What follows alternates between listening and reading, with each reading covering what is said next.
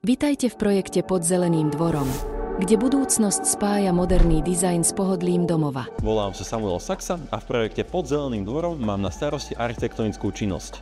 Dnes vám bližšie poviem o radových domoch v tomto unikátnom projekte, kde sme sa snažili spraviť správny prienik medzi priestranným bývaním a pohodlím. Radové domy poskytujú moderné dispozície, priestranné interiéry s rozlohou 90 až 130 m2, kde je vlastná záhrada samozrejmosťou.